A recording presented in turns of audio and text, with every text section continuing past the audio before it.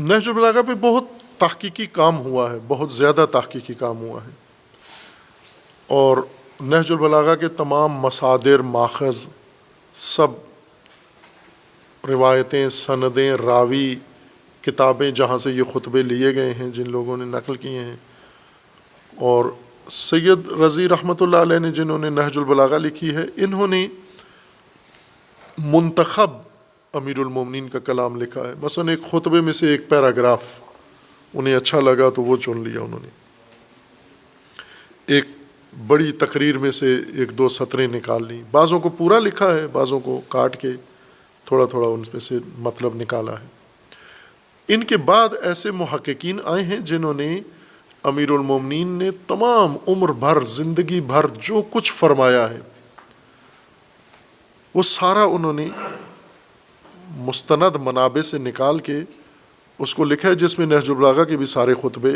انہوں نے نکالے ہیں کہ یہ سید رضی نے کس خطبے سے یہ مطلب لیا ہے، وہ بھی انہوں نے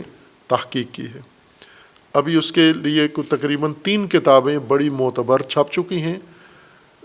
مستدرک نہج البلاغہ، مستدرک کا مطلب یہ ہوتا ہے کہ وہ چیزیں جو انہوں نے چھوڑ دی تھیں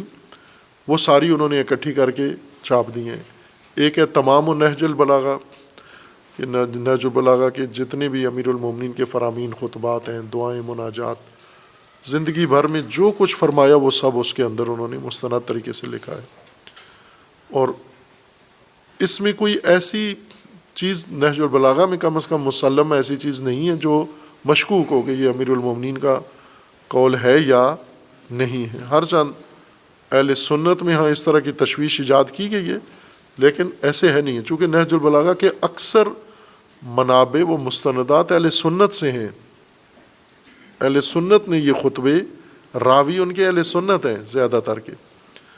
لیکن چونکہ جامع جس نے جم کی ہے، اکٹھی کی ہے، وہ شیعہ شخصیت ہے، تو شیعہ کتاب بن گئی ہے یہ۔ اور انہوں نے جن راویوں سے یہ خطبے لیے ہیں حافظوں سے، وہ اکثر اہل سنت ہیں۔